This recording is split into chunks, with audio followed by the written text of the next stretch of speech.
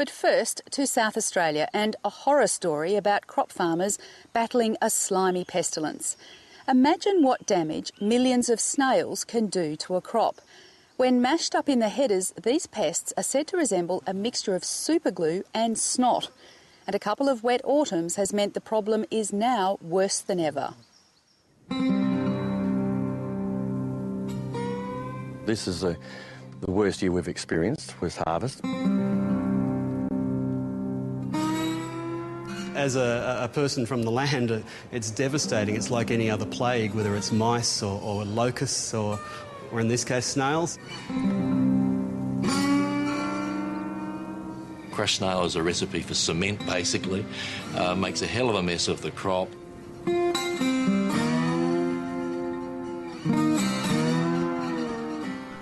We all look for the silver bullet answer, you know, something we can put in a can and put in a spray unit and go and apply to the paddock and the solution's, the problem solved. I don't think it's that easy. They hail from the Mediterranean, probably arriving accidentally in ship ballast.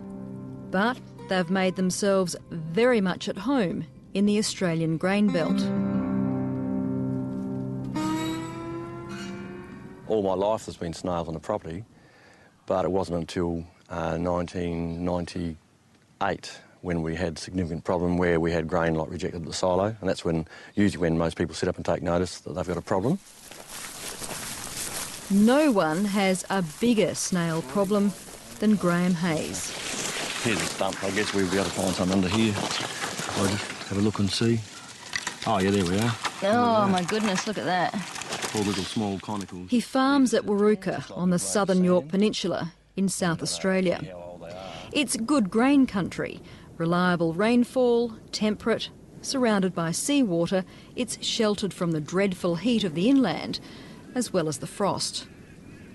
Trouble is, these conditions also favour snails, and this dogged and determined farmer has been waging a war against them most of his working life.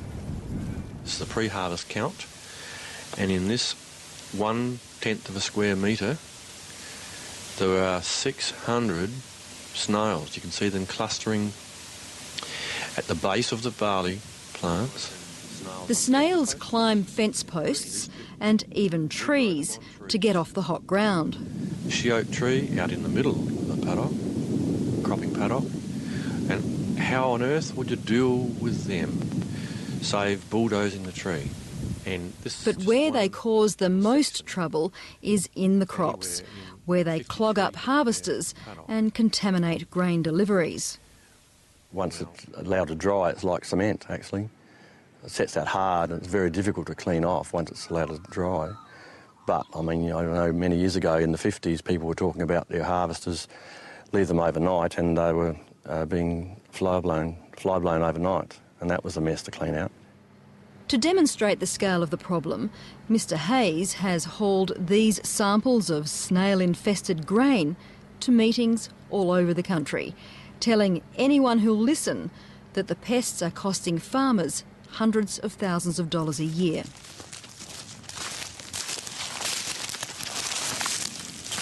This was meant to be a 3 tonne to the hectare lentil crop, but despite baiting 3 times last year, Graham Hayes didn't harvest a thing. The snails took over. 170 hectares had to be abandoned. We spent $48,000 last year on 30 tonne of bait, and some crops we baited 3 times and were a write-off. So that was just like, you know, in the end result, had we known all that, we would have been better off just to kept our seed in the shed and looked for a job somewhere.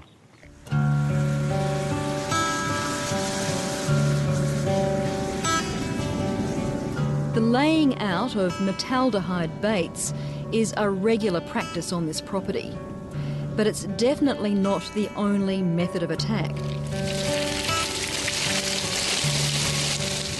After harvest on a very hot day, Graham Hayes runs a giant cable across the stubble, flicking the snails off the stalks and onto the ground, where they use up their moisture and die. He also brings out the steel rollers, crushing the snails and again flicking them into the hot dirt. Meanwhile, the harvested crop goes through a complicated and time-consuming screening and cleaning process. He calls this the miracle machine.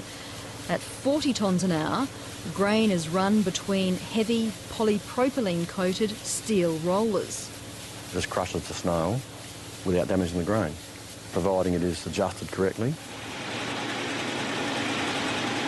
And with the receival depots allowing just one snail per 200 grams of grain, this inventive farmer has also rigged up a series of augers and filters that screen and scalp. So life revolves around trying to deal with snails. It is. It's 100% of our year is like, you know, working how we can deal with them. For as many years as Graham Hayes has been dealing with snails on farm, Jeff Baker has been looking at them down a microscope. These are what we call white or round or globular snails. There are some others which are more conical, turret-shaped. They come from the Mediterranean in Europe. They've been in Australia about 100 years, and they are major problems for the grains industry across southern Australia. The CSIRO entomologist says there are 4 species of problematic snails, and they are prolific breeders. Being hermaphrodites, every snail produces juveniles, about 400 each per year. While they're in plague proportions on South Australia's Yorke Peninsula, they're also causing grief around Mount Gambier, Geraldton in Western Australia, as well as parts of Western Victoria and southern New South Wales. And alarmingly, they're on the radar of our international grain trading partners. The one snail that I'm looking at here at the moment is on the top 100 potentially invasive species that the quarantine authorities in the United States are watching out for. It has the potential to be quite a cooling point for our grain quality reputation. If our cargoes get overseas and we've got to certify there are no snails there, none, it's going to be very, very hard to give that documentation to them. Very hard indeed. Because even in this farm, there is the odd snail that gets through. The Mediterranean. Neil Smith's concern about the burgeoning snail problem first made news almost 20 years ago. Neil Smith is one of the many casualties trying to sort snails from a bean harvest. Also based on Yorke Peninsula, Neil Smith regularly rolls his paddocks. This property is about an hour north of Graham Hayes, where the weather is a little hotter and the snails not quite so severe.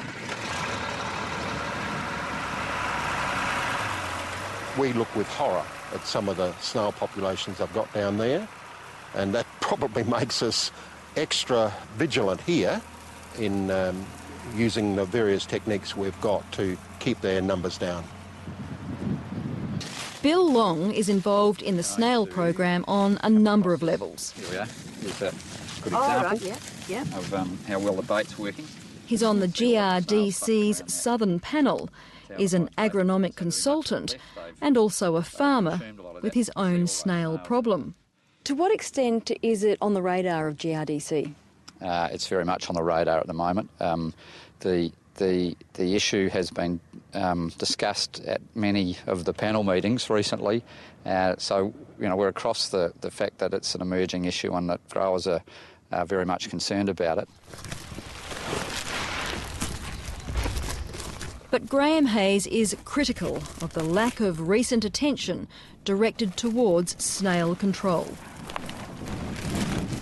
It is a major issue, and it's disappointing that the funding on research stopped in 2005, and we hope that significant funds could be put towards the way we can achieve 100% result.